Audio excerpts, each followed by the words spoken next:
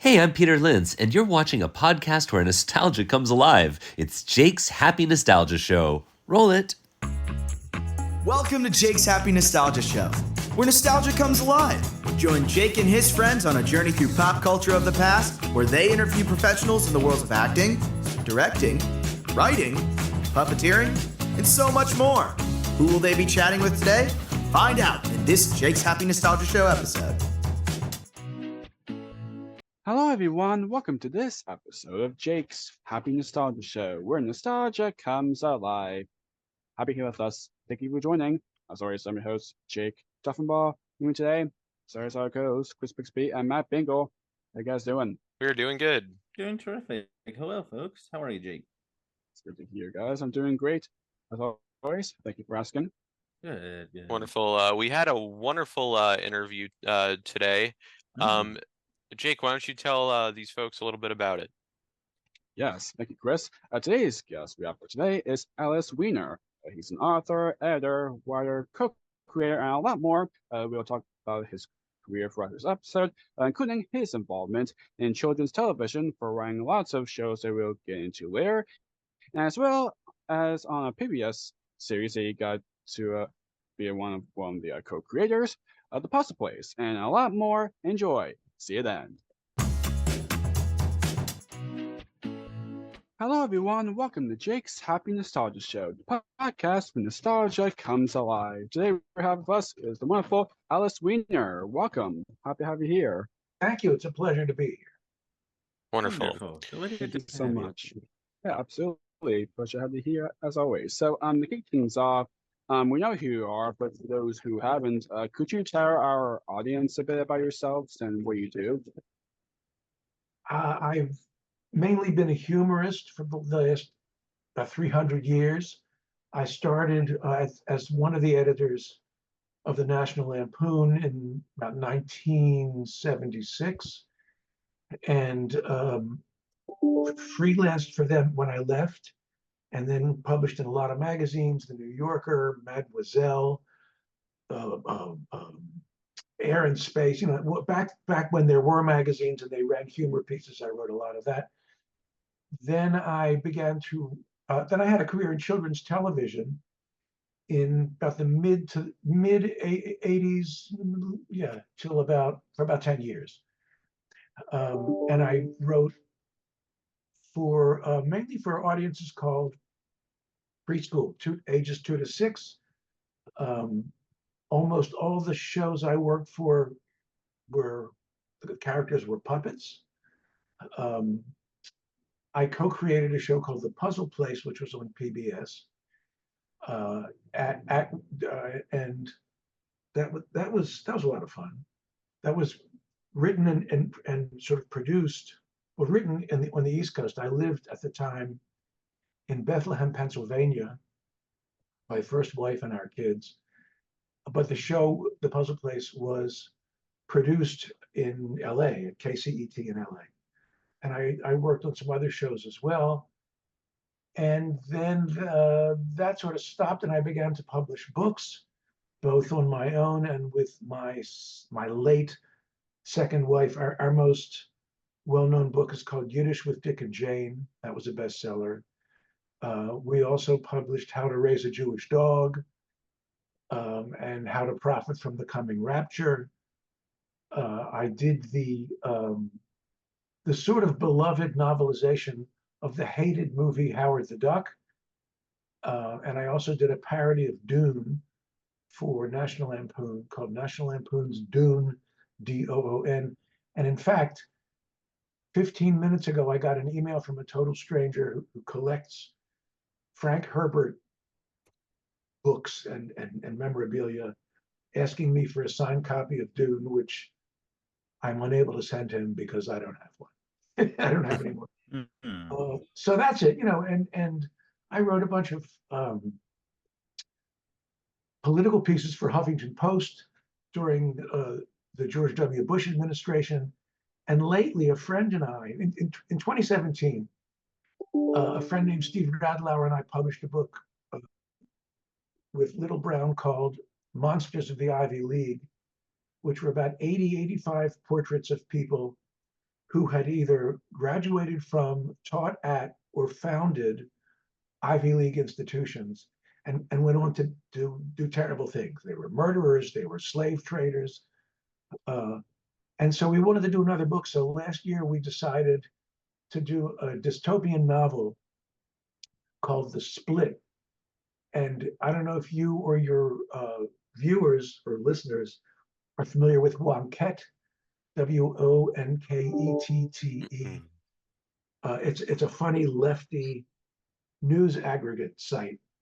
And so we have been serializing this novel on Wonkette. And in fact, we're almost finished. We plan to finish around election time. And basically the story is it's set 15 years after the peaceful separation of the red states and the blue states. The red states had formed the Confederation of Conservative States of America. And the story is set there. In brief, a young woman gets pregnant and does not want to have a child. And of course, abortion is completely illegal in the CCSA. So she is rescued by an underground railroad of helpers who help her go through the CCSA to what remains of the USA. So as we describe it, it's a cross between Mad Max Fury Road and Gulliver's Travels. A lot of it is funny, a lot of it is horrifying. So it's at Wonkette. You'd have to start from the beginning, but all the chapters are up there and it's free. It's free to subscribe to and to read. And if you do subscribe, every week I write a newsletter called The Road to Splitsville, in which I talk about real life people and events that could indeed presage and foretell one day a separation of the red and the blue states. And there's no shortage of material for that. That comes out on Wednesdays. It's all free. We ask you to donate, but it's up to you. And that's my story. I live in North Hollywood in the San Fernando Valley. I have a dog who for some reason knows not to interrupt Zoom sessions, although we'll see. And these days, mainly what I do for money is I'm a ghostwriter. And I work for an agency, principally for an agency in New York. And I've worked on, 20 projects. I help people with their memoirs, with their, I've ghostwritten a novel. I've edited books. So if you guys or anybody watching this needs a ghostwriter, come to me personally, and I won't even go through the agency, and I'll give you a good price. Nice. So, what was your childhood like, and how did you grow up? I grew up in a place called Pikesville, Maryland, which is in the northeast of Baltimore. Oh yeah. Nice. Me and Matt are also from Maryland too. Yep. Oh, okay. Yep. And I went to all public schools. I went to Pikesville Senior High. I was in the third graduating class of 68. And I mainly became a writer because, first of all, I discovered Mad Magazine at about the age of 12. And I remember the first time I looked through it thinking, I didn't know you were allowed to do this. It was hilarious. You guys have probably never seen the original Mad Magazine. It was anarchic and hilarious. And so I started to try to write funny stuff. And I also liked science fiction. So I began to write bad, 13-year-old science fiction stories. And then, did some writing in high school. It was on the yearbook, and then literary magazine. And then I went to the University of Pennsylvania, speaking of Ivy League, where I was an editor of the Daily Pennsylvanian's magazine, and then I was the editor of that. And, majored in some English thing, but I really wasn't an academic. I was in a rock band for a couple of years. And then I just, I've been writing parodies and what I thought were funny things. So while I was working at a bookstore, I walked a parody. I wrote a parody of a writer that no one reads anymore named Richard Brautigan. I walked it into the National Lampoon offices, and I was greeted. I was taken in by a guy named Michael O'Donoghue, who's no longer alive, who was one of the original writers of Saturday Night Live, as well as a Lampoon editor. Mhm. And he said, we're not going to buy this, but I'm going to introduce you to Brian McConaughey, who will be your editor. And so that's how I got in the door at Lampoon. And for the next 6 months, failed completely to write something that they wanted. But eventually, I teamed up with a partner that I met at working at the bookstore, at Strand Bookstore, and we sold a bunch of things. And in 1976, we became editors along. We were taken on as like junior editors, and the rest is history. Nice. There you So go. I was always a reader. I was always a writer, and I guess I had enough confidence to go to the Lampoon, and that was a good thing. It never occurred to me not to, and it paid off. Wonderful. It absolutely did for sure. So, was writing always something you wanted to pursue as a career? Yes, like I said, I played drums for fun, and so I was in a band with 4 friends after college. And when one of them decided to leave, I decided that the group would no longer exist, and I was going to go do what I intended to do, which was be a writer. So I would say yes. I was the writers I was influenced by were novelists mainly. I mean, I was influenced, of course, by actually it's more complicated than that. By James Thurber and Robert Benchley, who were humorists that no one reads anymore, and Mad Magazine. Um, but I didn't set out to be a humorist. But I realized I could write funny stuff, and so the only way to make a career of that was to go to Lampoon. It never occurred to me to try to write for Mad Magazine. I don't know why. And in fact, dozens and dozens of men and women have written for National Lampoon. Only one, I think, has ever sold one piece to Mad Magazine. They were 2 separate worlds. So yeah, and in terms of children's TV, the way I got my break in that field was I was contacted by a husband and wife team that were doing business as Lancet Media, and they produced Reading Rainbow. Maybe you know that show. Right. Yeah. Mm-hmm. Yes, they did. Oh yes, absolutely love that show. And Mhm. they said they had read a parody I had written in Lampoon called Conan the Boybarian. And it was a parody of the original Conan the Barbarian stories by Robert E. Howard, which is in a very distinctive, sort of grand, pretentious style. And my story was about this Jewish kid who goes with his family to Miami Beach over Christmas break and fantasizes about, being a big, strong warrior, and he's anything but. And they liked the way I handled the family dynamics in that story. So they wanted to know if I wanted to be the head writer of an adaptation of Ramona and Beezus. I don't know if you guys know the Ramona and Beezus stories by Beverly Cleary. A little bit. I think I'm familiar with them. A little bit. Yeah. And I said, yes, please. And we were in the process of moving back to New York when that call came. So that was lucky because Lancet was in New York. And so I did that. I was the head writer, and I worked with upwards of 24 writers, none of whom were TV writers. They were documentarians, they were playwrights. But the brief, no, that was for something else. That was for Puzzle Place. The brief for Puzzle Place was to be about multiculturalism and diversity, so they hired a lot of multicultural writers. But I first worked with a producer. I forget his name. He was a very funny guy. On Ramona, and in fact, met Beverly Cleary, who was very nice. And the girl who played our Ramona, this was a Canadian production, was named Sarah Polly. She was 10 years old. She is now a director and an actress, and she won an Oscar last year. Oh, nice. Oh, wow. Yeah. So That's great. that's nice. Yeah.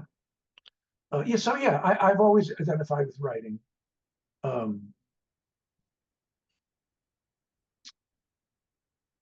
Why? I was a big reader. I remember going with my mother, at the age of 10 and 11 to the local library and coming out with a stack of books like this and just feeling rich, feeling delighted to have all that to look forward to.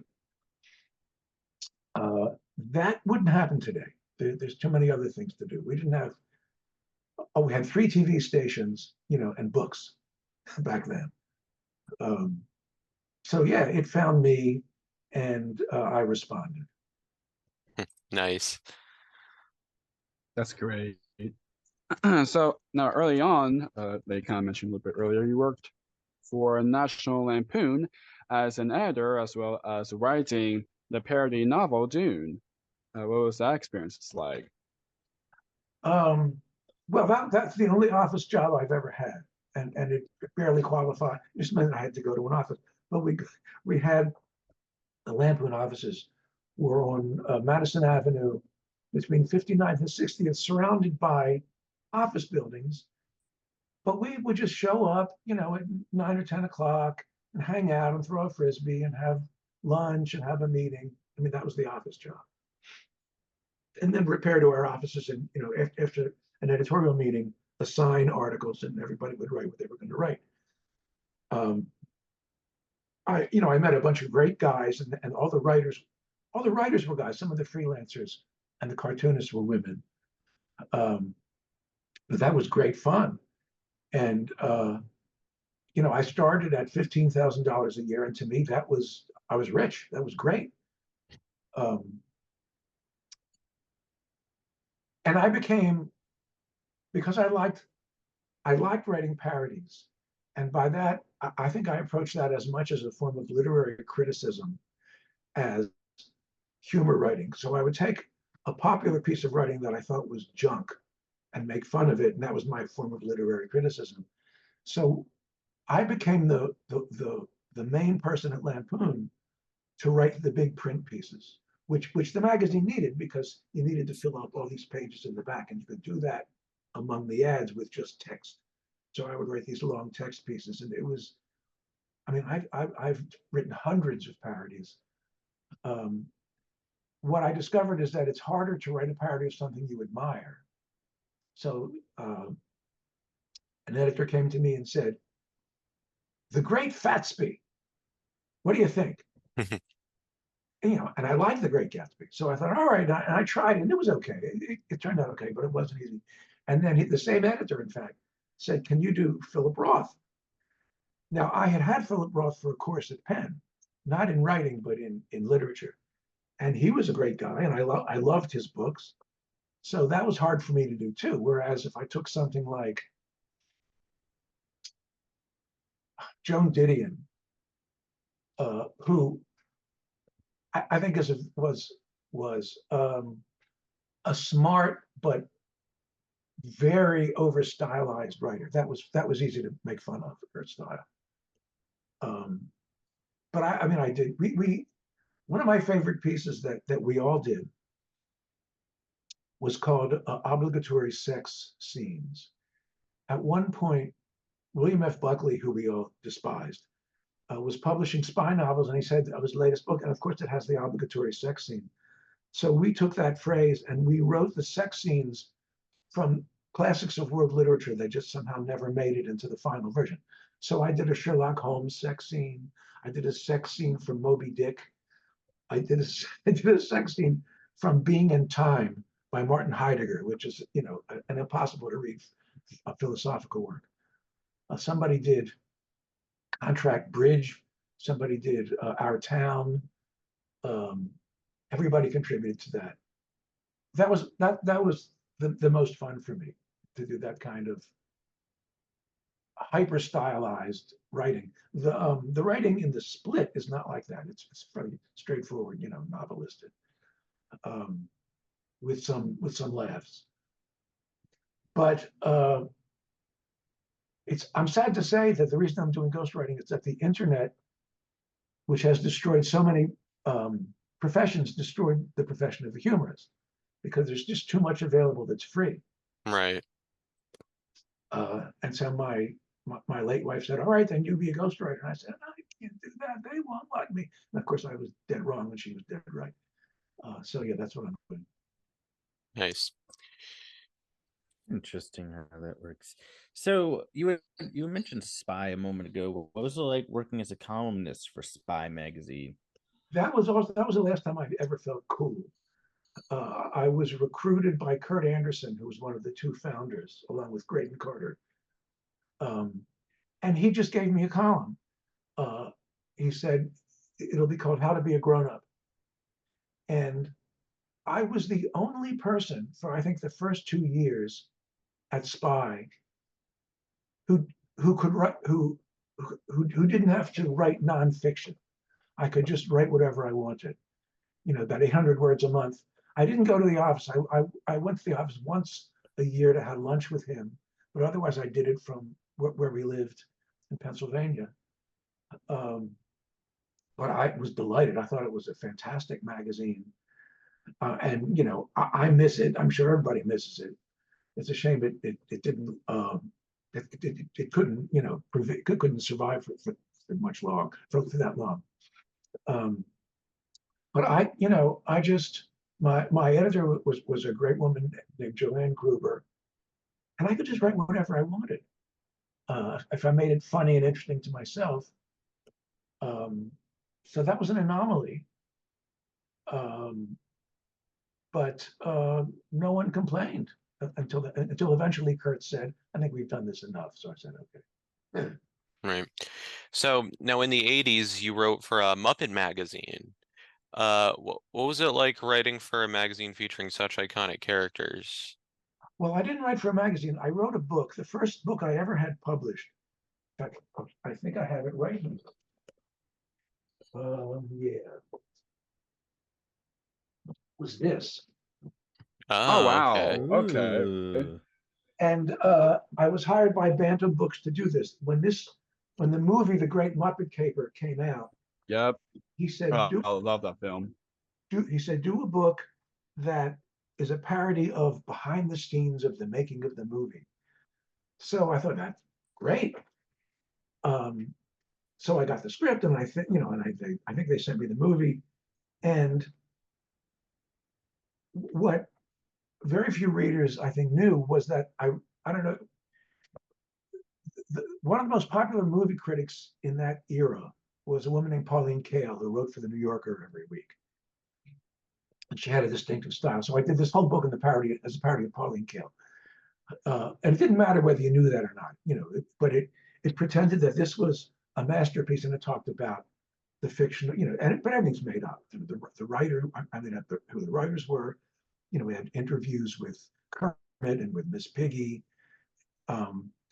And that was fun. And what was great was the art director was a guy named J.C. Suarez was the art director.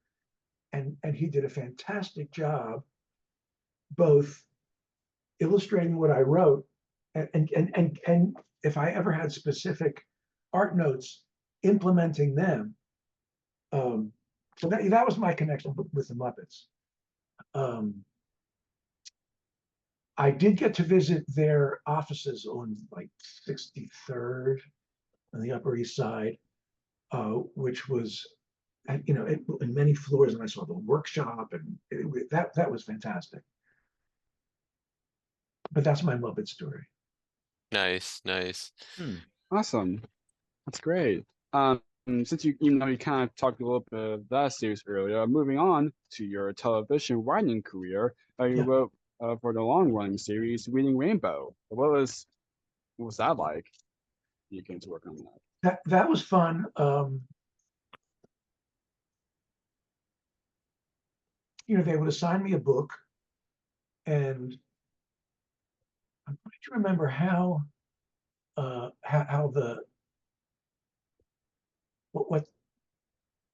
not sure whether they gave me footage that they were going to use to illustrate the book or what. I do remember that one of the books was called Robbery at the Diamond Dog Diner, and so they said they were going to send LeVar Burton to who was the host, and he was a great guy, to a diner in New Jersey. And they said, do you want to be in the shot, in the production? So my son was like 3 years old, and we took him to the diner, and there was LeVar, and we were Oh, extras. nice. We were like customers in the diner. Yeah. Oh, that's Oh, that's cool. great. Nice. I'll have to look for that episode now. Huh, that's interesting. Yeah. And then what to do? I also worked on a show called Shining Time Station. I don't Oh know if you know. yeah, wonderful show. Yes. Yeah. And that was when I got to meet Ringo Starr, and my son. Oh, We nice. went to a rap party, and my son, who's That's so 5, cool. danced with him, on the set. I'm not sure my son knew who he was, but I certainly did. And that was fun too. That was a combination of child actors and adult actors, and then in each of those episodes were two, I guess you call them animations, featuring Thomas the Tank Engine. Right. Yeah. Hmm. I don't know if your audience has ever seen Thomas the Tank Engine. Of course we do, Yeah. and the viewers too, Okay, as because when they should. when they sent you and me, you too. I had never heard of it. It was because it's British. So Yeah. they Right. sent me a lot Yeah. of tapes of Thomas episodes. And I remember the first time watching it, it's so slow and it's so minimal and it's so simple. I thought, I'll never get to like this. I'm going to kill myself if I have to work on this. But I was wrong. And I did get to like it. And so that, yeah, and that was a nice job too. The people, all the people I've worked with in children's television were a pleasure to work with. Oh yeah. What else did I do? Recently, we spoke to Rick Sigelco. Oh, there you go. Yeah, yeah. Yeah. No, He's so wonderful. he was great. Yeah, and I think I don't know what he's doing now. Actually, you do. What is he doing now? He's now for WIC. He's like now like kind of like a teacher at university. Oh, okay. Yeah, he was for one like science class or something. If I remember. Wow. Yeah, he I remember. he recruited me Something for like that. Shining Time Station, and that was he was a pleasure to work with. Oh, that's wonderful. That's Nice. great. I mean, even like speaking with the Reading Rainbow, we actually got to talk with the people that was involved in creating Reading Rainbow book, including one of the co-creators, Tony Patino Sr. They're great. Did you talk to Larry Lancet and Cecily Truitt? No, not yet. No. They are, I think, in North Carolina. And it was Lancet Media that produced Reading Rainbow. Yeah. In association with some PBS station, I think, in like Nebraska. Nice. Something like that. Okay. Nice. So now, speaking of working with the Lancet, so another show you worked on with them was co-creating The Puzzle Place. Yes. What was kind of your part in creating it, and kind of what was getting to write for puppets like on that show? Well, I'll tell you,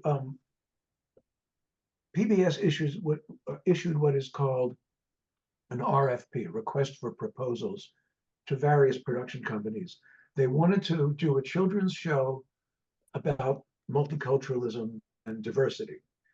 So, because I had worked with the Lancets, they invited me to a meeting, and with another writer named David Yazbek, who's now a big star Broadway composer, but he had also worked on Reading Rainbow. So he and I were the writers in the room, but there were about 20 people sitting around this huge table. The Lancets were there, directors, child development experts, psychologists, to talk about what this show should be. And the Lancet said, well, we know we want to have puppets, but the question is, where are these puppets and what are they doing? And their idea was that they'd be at a mall. But almost everyone else at the table said, that's a bad idea. because Yeah. it's too commercial, it's too iffy. Yeah.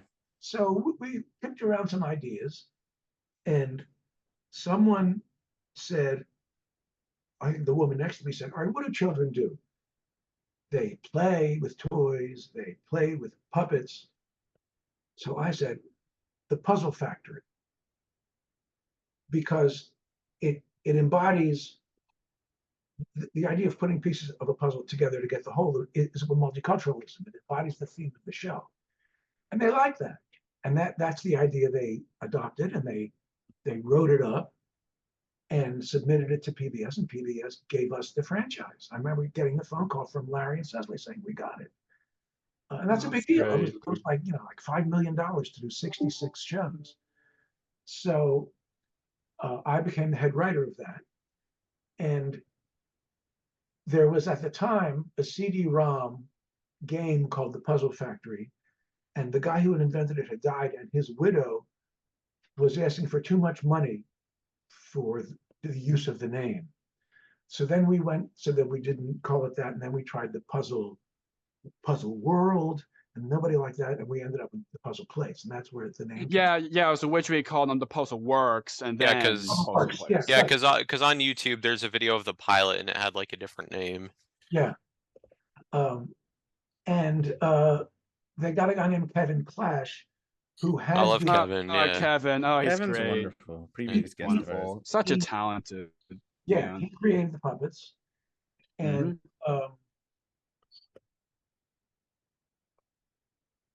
I'm trying to remember who. I mean, we literally did like 65 shows for just 5 days a week, half an hour each day, for the first season.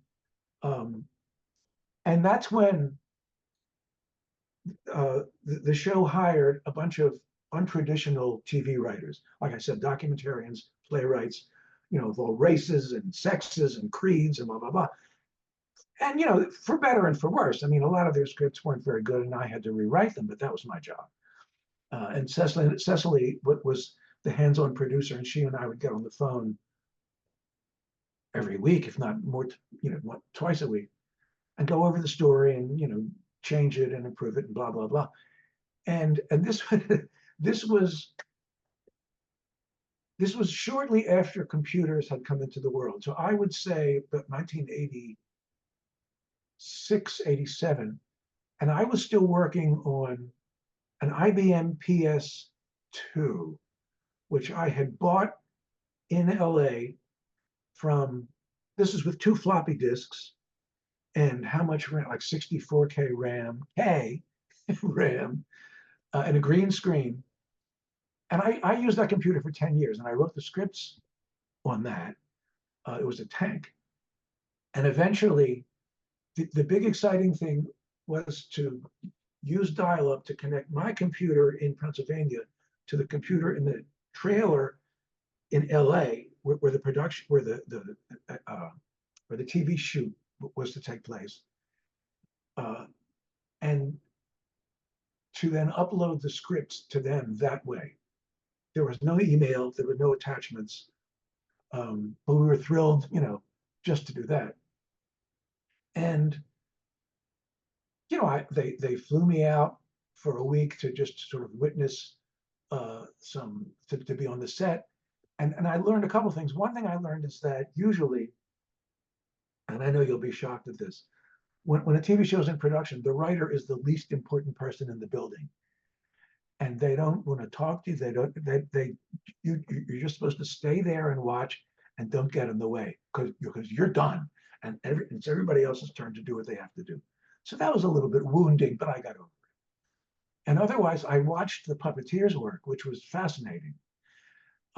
Somebody said that puppetry is the only art in which the performer gets to watch himself or herself as they do it, because the set starts up here, right? And they're down here, and they each have a little monitor so they can watch what the camera is. Let alone being able to do that and voice it properly and work the hands. It was fantastic. And then I became the producer of the 3rd season, which was, I think, maybe 40 shows, 25, I don't remember. So I was out there the whole time. But it was fascinating.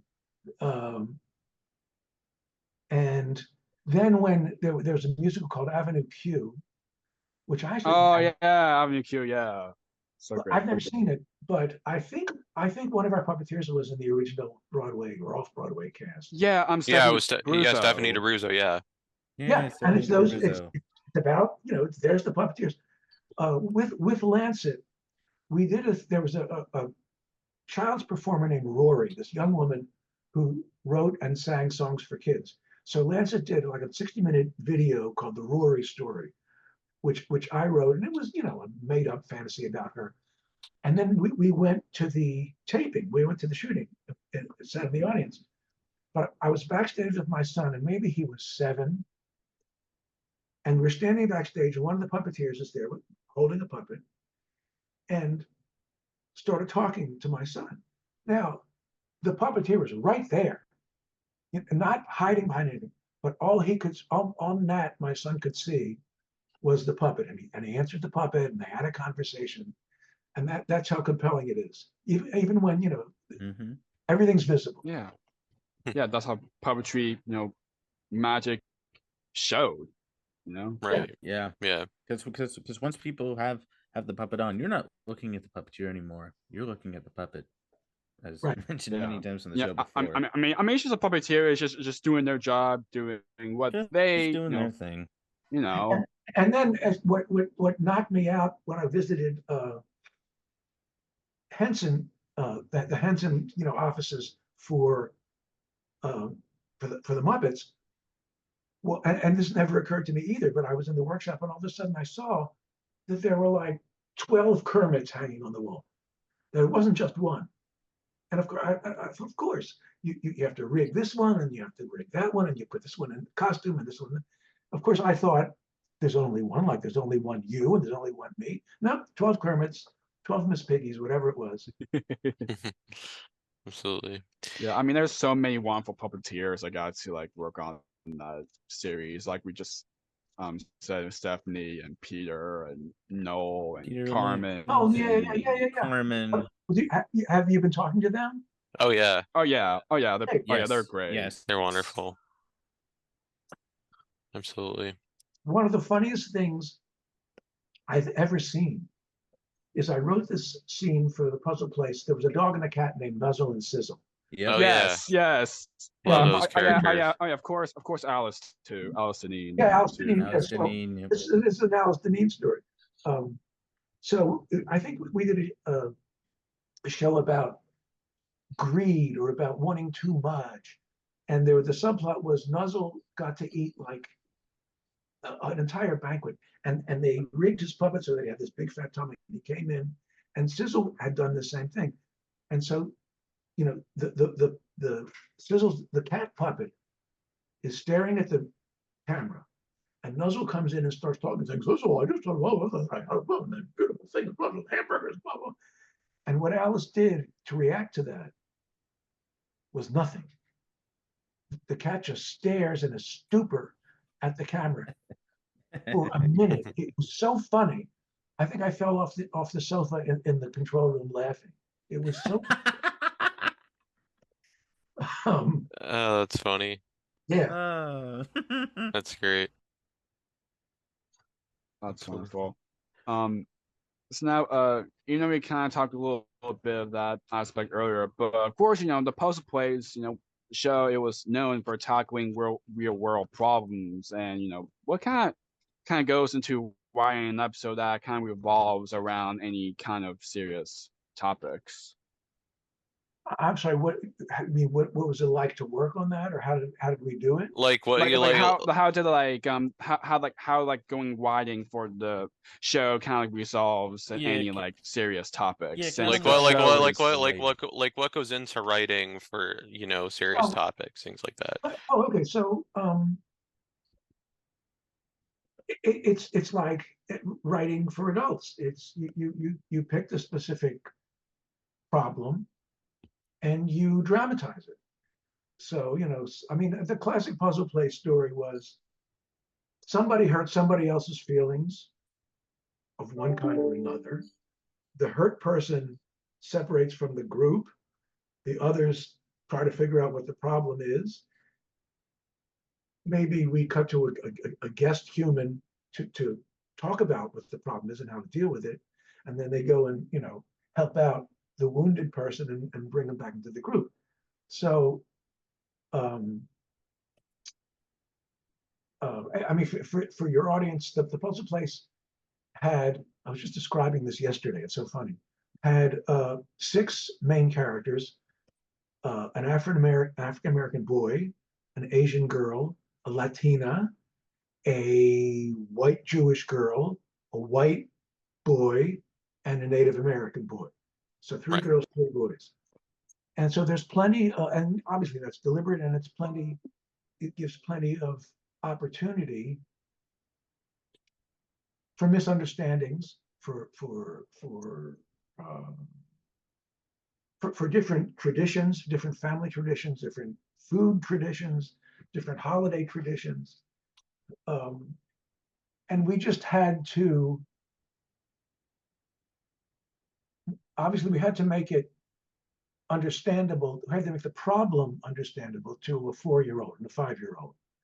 So one thing I learned in children's TV, in adult drama and comedy, you use subtext. You don't say, I hate you, now pass the salt. You just say pass the salt, and the actor and the director convey, I hate you. In children's TV, there's no subtext because the audience is 5 years old. So you don't, if someone hurts someone's feelings, you say, I'm mad at you, Leon, or I don't like when you said that, Julie. Everything is up front.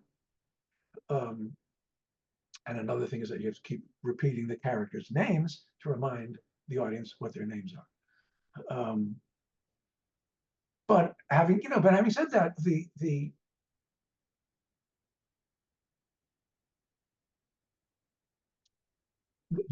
problems of difference in people and families, in traditions, there's an abstract way to talk about it to adults, but if you ground it in visible emotions in kids, then kids can get it. Right. Puppeteers are great at that. Oh yeah. And so, we never intended to eliminate these problems from society. We just intended to introduce the validity of them and a way to deal with them to kids. Right. Absolutely. Exactly. So now, do you have any favorite like Puzzle Place episodes that you wrote? That's a good question. God, I haven't seen them those, for what, 30 years. No, I would say, I mean, the only, well, I remember the pilot. I remember the first one because there's some lines I would change.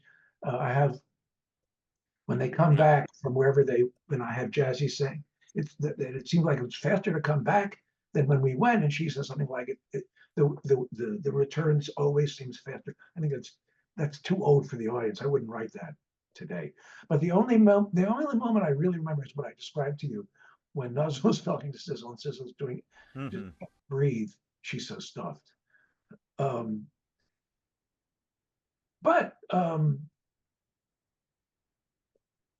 it was not only a pleasure, it was fun to work on. You can see why.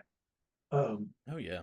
We had, we were doing a righteous thing in talking about these issues. And we were working with really talented people. And what's not to like? Right. I wish I could think of it. On the other hand, I either wrote or rewrote more than 100 of them. So of course I can't remember any.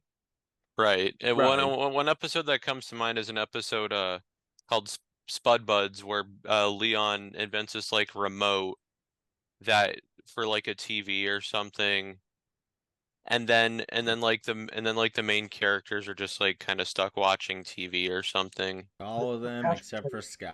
Yeah. Yeah, where basically Sky was like in the other room, like doing Like a party or something like that. Yeah. yeah. and the God Dance one where it's basically it was kind of like a dancing type of episode where like where the main characters are like learning like some like moves or something, and they just kind of like practice to get it right, and that was just kind of how that was. Leon's Pizza. That's a Oh yeah, really I good remember one. that. Right. That's a really good one. Yeah, and so many good another like ones. Leon grows up, where he was kind of like one. where he was kind of like thinking about, oh, we're gonna do what we grow up, and he kind of like just I can do whatever I want because I'm growing yeah. up. Yeah. And of course the holiday yeah, and of course the holiday episode, Deck the Halls. Deck the Halls. Yeah, the that's a holiday beautiful episode was fun too, You yeah. guys know more about this than I do at this point. One of my personal favorites is a season 2 episode, The Mystery of the Fabulous Hat, which Leon and Ben are on like this investigation. It's sort of like a Sherlock Holmes themed episode, which, by the way, folks, features special guest Lynn Thigpen as the chief from Carmen yeah, Sandiego. right, yeah, that's right. Yeah, I remember that Carmen now. Sandiego. Yes.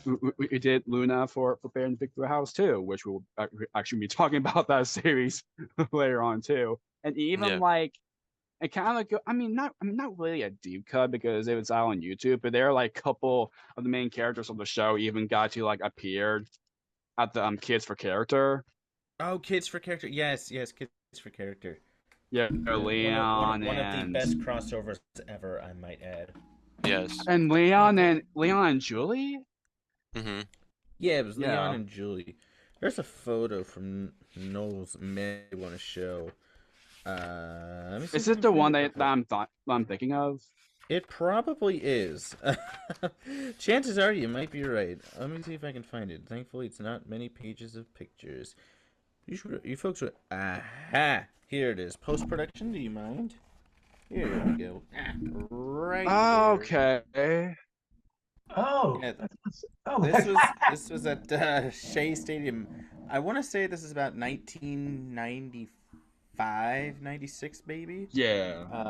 This is from Noel's memoir. Hey, this was really fun. A memoir from Sesame Street to the Big 2000 Beyond.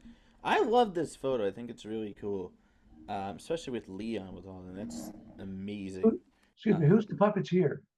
Noel McNeil. That's Noel. Yeah, he's wonderful. Love Noel. Yeah, Noel's amazing.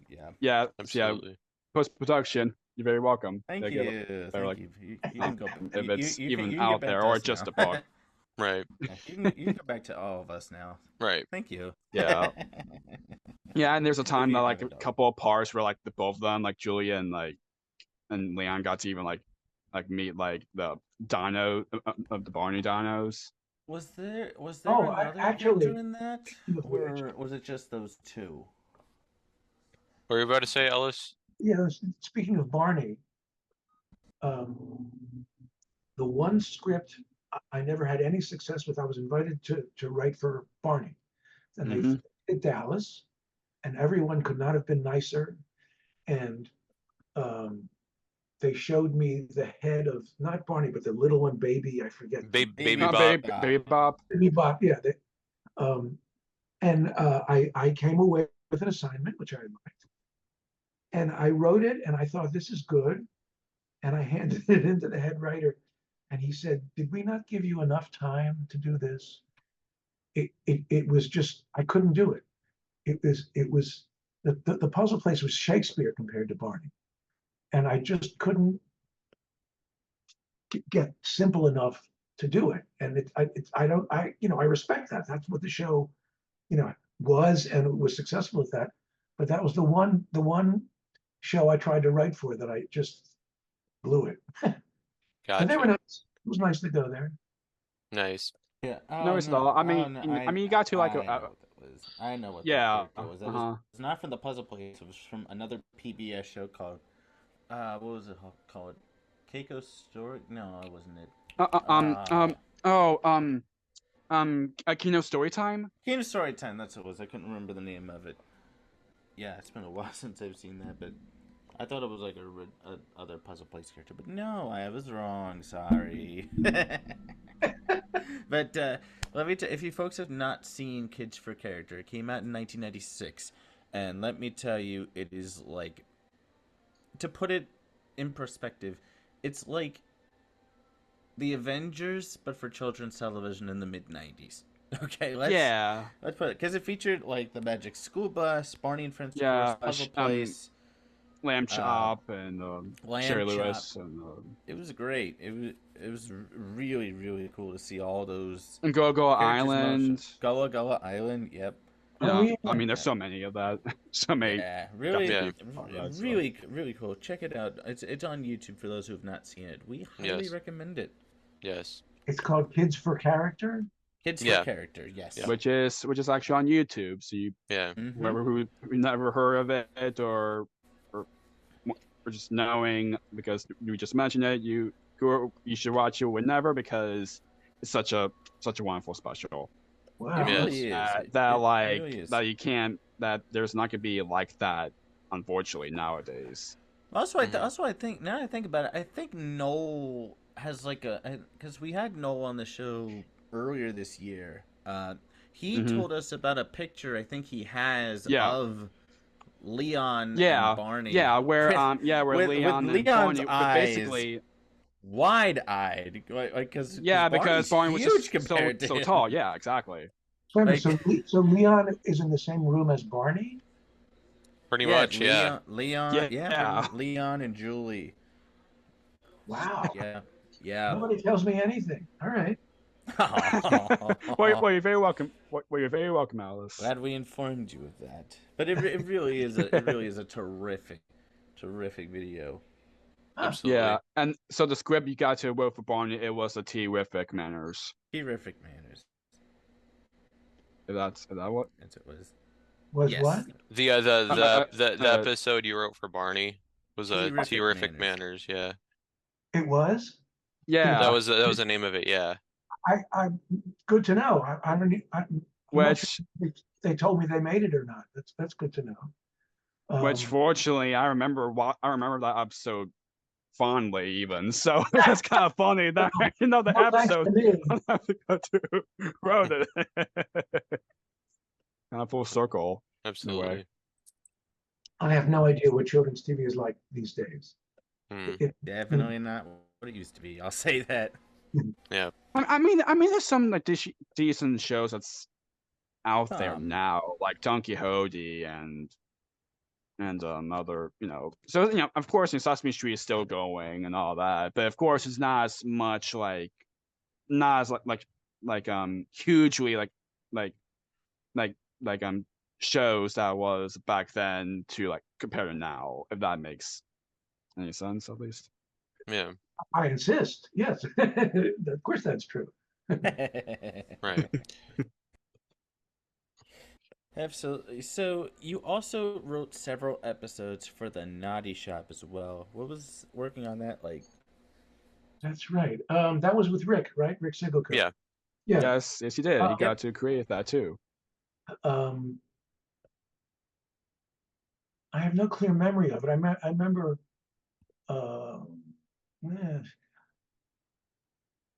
In fact, I don't even remember. What was it?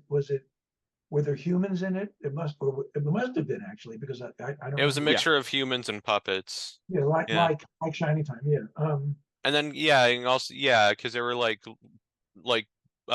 animated stop motion inserts with the Noddy characters. Right.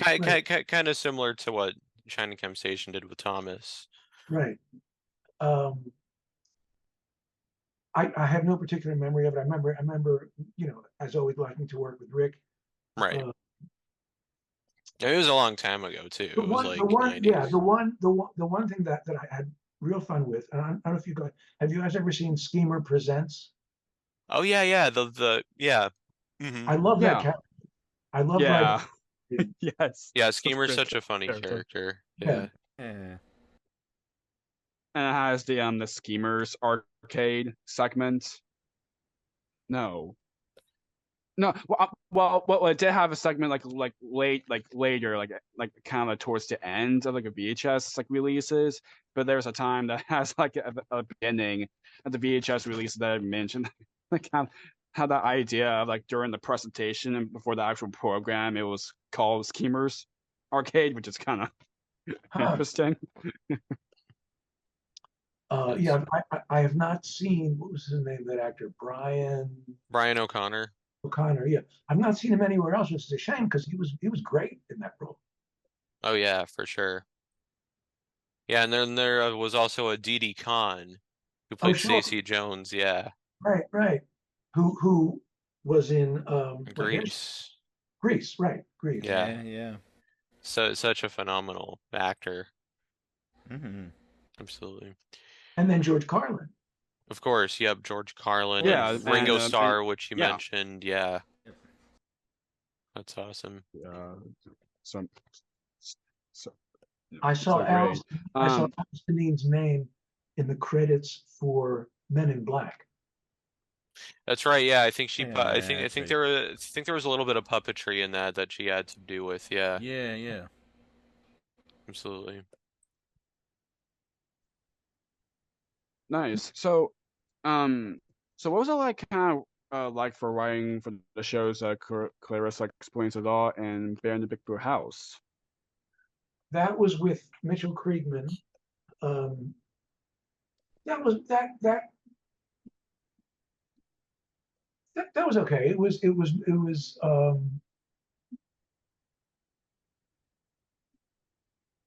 Puzzle Place it was like a family because the Lancets and the cast and everything else. This was more just like a straight script kind of assignment, so I write and hand it in. Bear was fun. Clarissa, I think I just did one for him for that.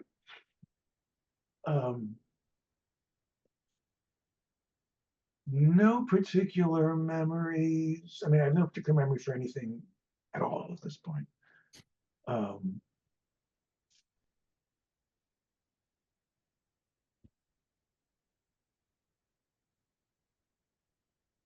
Yeah, I mean, Mitchell was had a more specific idea of what he wanted Right. Yeah. than the Lancets did. So if you didn't give him what he wanted, he would make it into what he wanted. And that's fair. That's what Yeah. the show creator does. He was less open to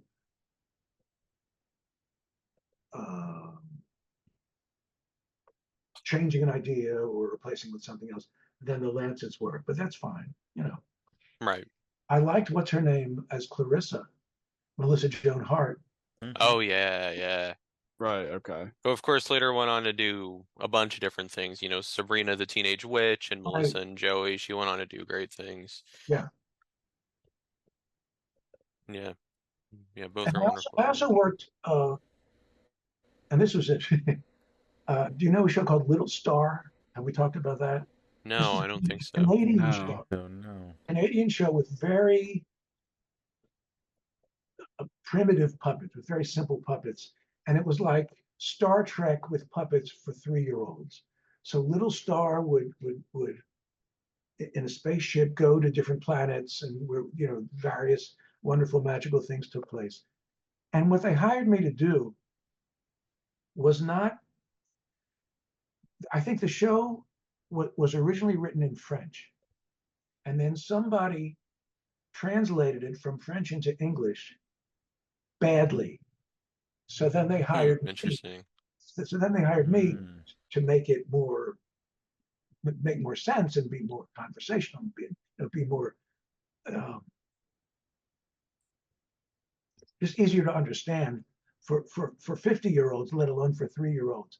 I remember one line that they were one of the characters was talking about a planet that had apples in all forms, and they're talking about applesauce.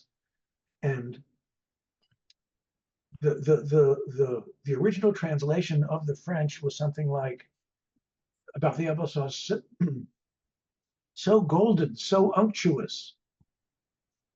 And I thought, whatever the French word is that they translated, I'm sure unctuous is technically an accurate word, but it's not a children's TV word.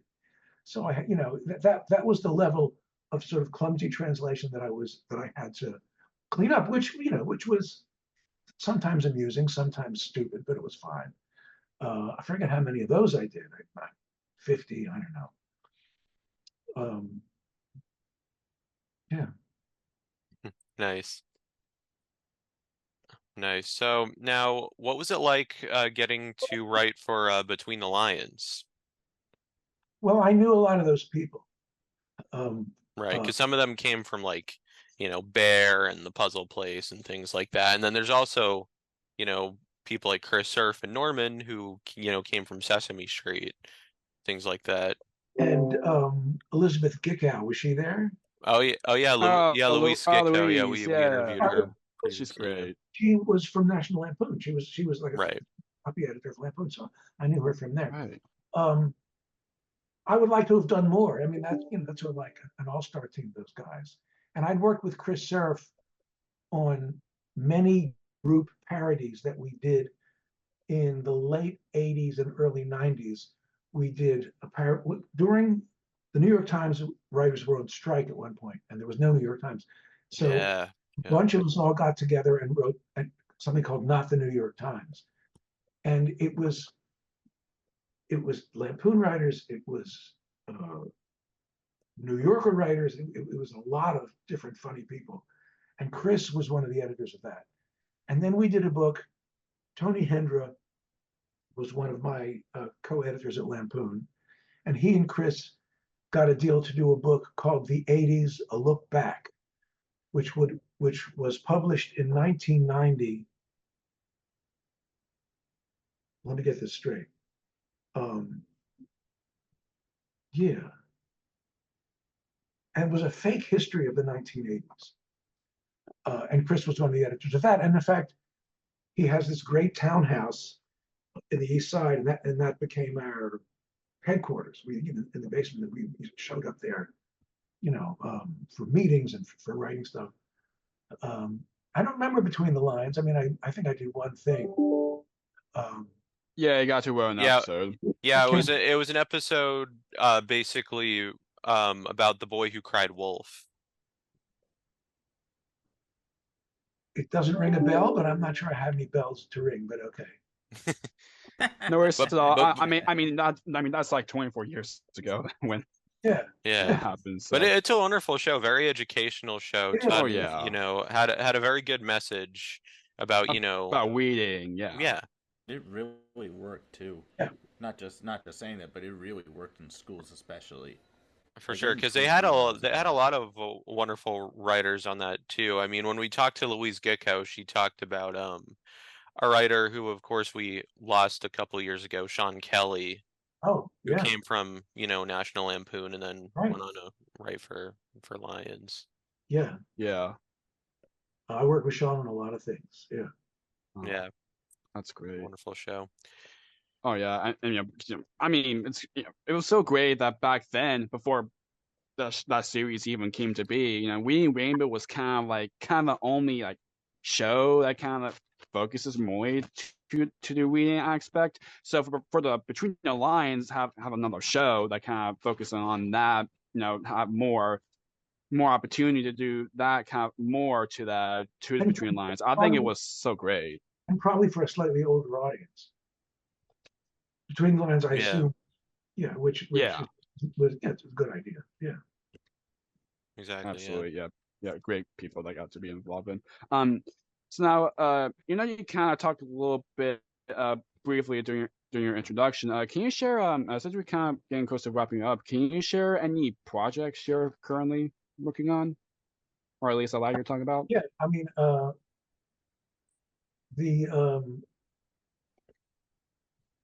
I have 3 ghostwriting clients at the moment. One is a guy who made a lot of money on Wall Street and then bought and ran a notorious bar out in Montauk, Long Island. And it's about the story of that bar, how it came to be and how it came to not be, the rise and fall of this place. There's a lot of funny stories. And another client, and I'm not sure where this stands. But this is, in other words, when you work for a ghostwriting agency, you never know what you're going to, what you're going to be working on next. About a year, 2 years ago, a year and a half ago, I wrote a thriller in which a heist is pulled off by a team of firefighters.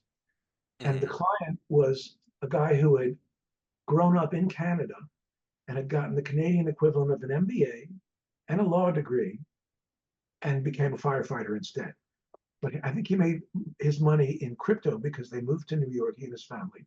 And he hired us. And he was a great client. He was a pleasure to work with. So that was a whole work of fiction that I'd never done before as a ghost. This other client is a woman who, you guys are familiar with QAnon? Hello. You're not familiar with QAnon? I don't think so. I have no ideas. It's a crackpot conspiracy theory that especially took off during the pandemic. And it still exists to this day, where some people think there's this mysterious figure named Q who is going to lead an army of the righteous to overthrow all the bad guys around the world. Google it when we're finished. Just Google QAnon, QAnon. She got involved with that and then she got out of it, and she wants to tell her story of how she got in, how she got out. It's another client. Then there's a third guy who came to me who was in charge, speaking of my PS1 computer, was in charge of Microsoft's IT department worldwide in the 80s. And he retired from Microsoft at the age of 39, not bad. And he has spent the rest of his, 28 years working for non-governmental organizations in rescue, in doing good works, and in helping out after earthquakes and then after floods. When he approached me, he was in Ukraine. He's in Seattle for a while, but he was delivering drones to the Ukrainian army, not flying drones, but 4-wheeled drones, to go in and remove dead bodies so soldiers don't have to do that. So he wants to tell his story, and so I'm working with him. He's a great guy. He's got a lot of stories to tell. Nice. And then there's the split, which I encourage you and everybody listening to go to wonkette.com, WONKETTE, like a female wonk.com. Start at the beginning, and if you don't want to start at the beginning, what my co-author had this brilliant idea is to have ChatGPT summarize our chapters as we go. So if you don't want to read the whole chapters, you can read Chat's summary. And I must say, they're pretty good. They're pretty accurate. Interesting. Wow. Yeah. It's crazy what AI can do, Nice. Oh yeah. It is. Yeah. I hope it can't do just anything, because then we'll all be out of a job. Yeah, no, that's true. Right. Yeah. But there's some good for AI. There is. Yeah. Yeah. So yeah, it's called The Split. And like I say, if you subscribe and it's all free, then you'll get the newsletter that I write every Tuesday and send out on Wednesdays too. Nice. Awesome. Looking forward for more of that down the road. So to wrap this up, of course, this podcast is called Jake's Happy Nostalgia Show. When you think of nostalgia, what do you think of? Or in your own words, how do you define the word nostalgia? Like, what does nostalgia mean to you? I would say nostalgia is an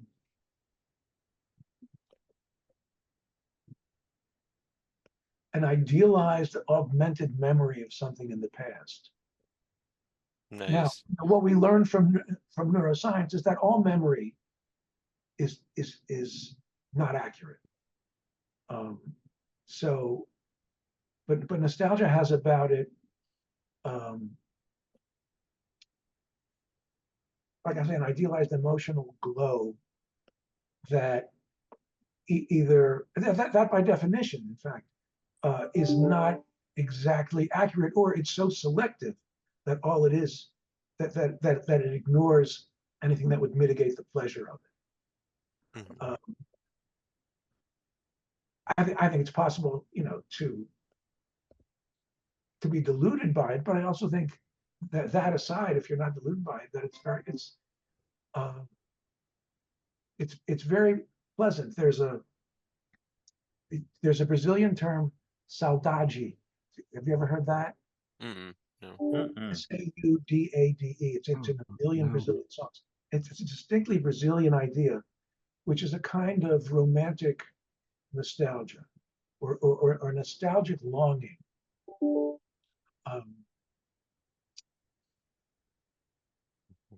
I would say, in fact, it is to memory what brandy is to wine. Let's put it like that. It's a refinement of it. Right. Nice. Absolutely. Great word to end on. All right. Well, Ellis, thank you so much for taking the time to do this. This is fun. Thank you. It's a pleasure. Absolutely. Yeah. Of course. Well, enjoy the rest of your day. I'll let you know when this goes up. Great. Thanks, guys. Take care. You as course. well. Yeah. Bye-bye, Thank you. Ellis. See you again, Alice. Take care. Bye. And it's goodbye from us as well, folks. We absolutely enjoyed our time with the wonderful Ellis Weiner. Links to his website and social media will be in the description down below for anyone who wants to check out his work or connect with him. But it's goodbye from us as well. Keep on the lookout for more wonderful interviews coming your way. And as always, Jake, what do we say? Keep nostalgia alive. Take care, everyone. See you next time. Take care. Bye. Bye-bye. Bye. Thank you for tuning in to another wonderful Jake's Happy Nostalgia Show episode. Be sure to follow Jake and the Happy Nostalgia team on social media, check out our website, and stream the show wherever you find your favorite podcasts. And as always, remember to keep nostalgia alive. Bye-bye.